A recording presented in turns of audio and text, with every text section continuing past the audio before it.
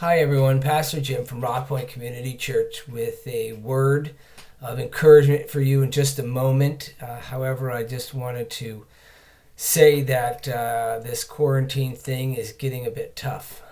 Honestly, I want to encourage you. I'm trying to stay encouraged myself. I felt as if this week has been harder than the other ones. Yesterday was probably the worst day so far.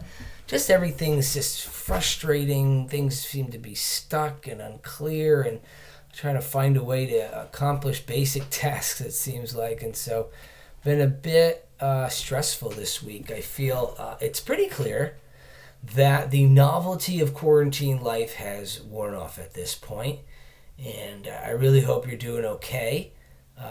This morning was a little bit better. I got a walk in, went outside, some fresh air. I felt before that as if my skin was crawling and needed just to breathe.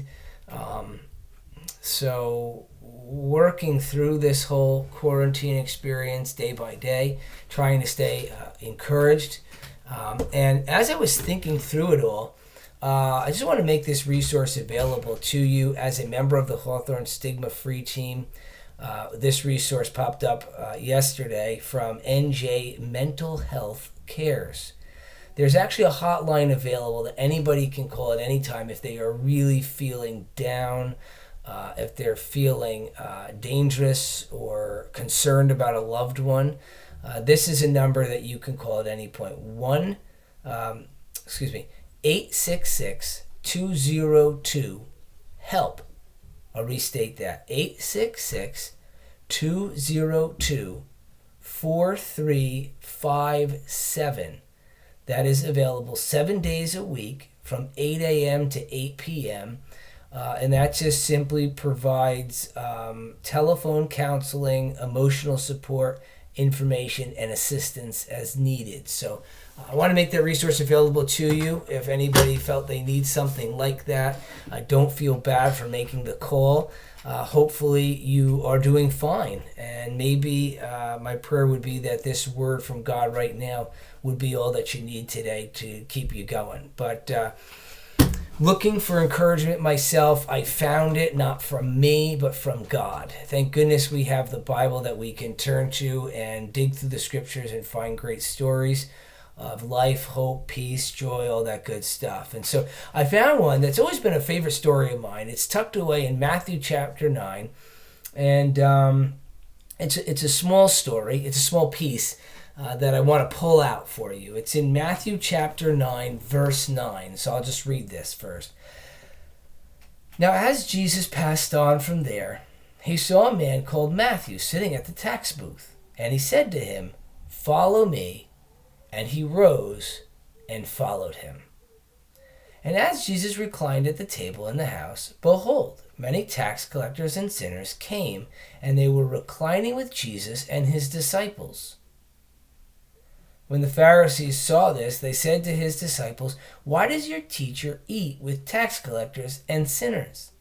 But when he heard it, he said, "Those who are well have no need of a physician, but those who are sick. Go and learn what this means. I desire mercy, not sacrifice. For I have come not to call the righteous, but the sinners." So here in the midst of Matthew chapter 9, surrounded by some pretty amazing stories, just so that you know, the beginning of Matthew chapter 9 starts out with the infamous story of the 4 friends of the paralyzed man who need to get him to Jesus so he can be healed, and they're so brave enough that they cut through the roof of the house, lower the man down on the mat, and Jesus is so impressed by their faith that he forgives the man of his sins and tells him to get up and walk. And so having followed this miracle to the next scene, Jesus, you can just picture with me, Jesus and his those who are following him now walking down an ancient dusty street in Israel, and they come across a tax booth.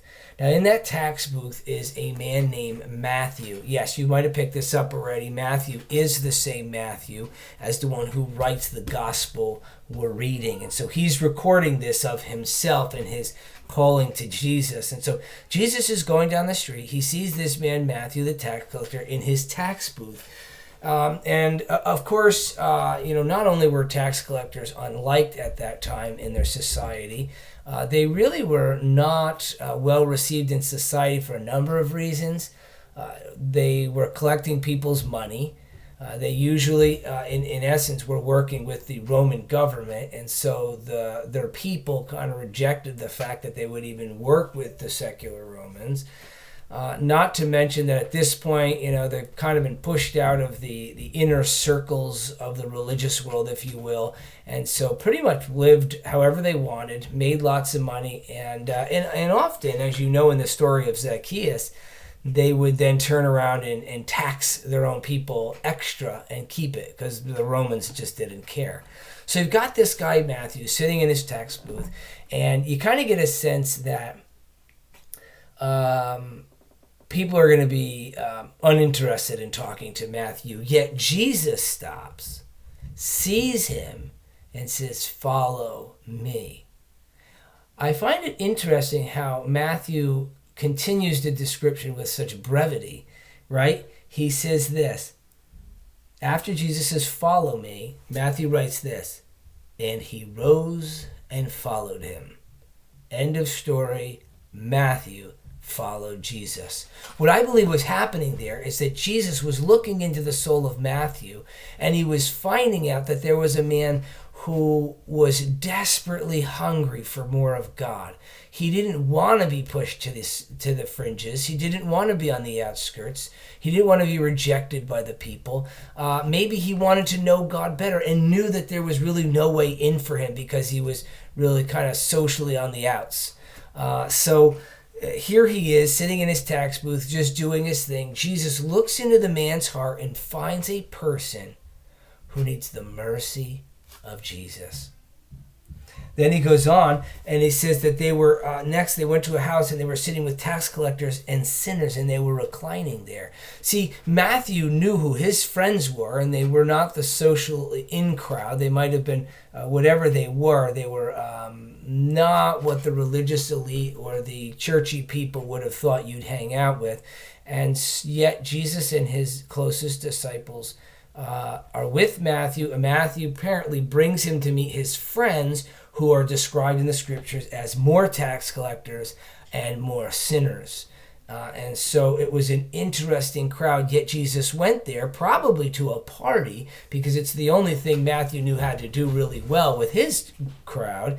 And there Jesus was, found hanging out and eating with them. Sinners actually can be described even for just being impure in what they were eating and how they would have broken certain purity laws regarding food and what have you. And so here Jesus apparently is sitting down eating with them, acting in a similar manner, which would be a bit surprising, especially to the Pharisees. And so they say, "Why does your master sit with these people?" And so Jesus gives this description. He says, "Go and learn what I mean. I desire mercy, not sacrifice. I've not come to call the righteous, I've come to call the sinners." What I hear there is that the God of the Bible is a merciful God. He's not looking for the perfect behavior. He's not looking for who brings the biggest sacrifice to the table. He is looking for people who are willing to recognize they're a bit broken, a bit out of place, not at 100% capacity, maybe mentally shot. I don't know what it is, but they're people who are desperate for the mercy of God. And when they see Jesus coming, they're excited to see Jesus coming.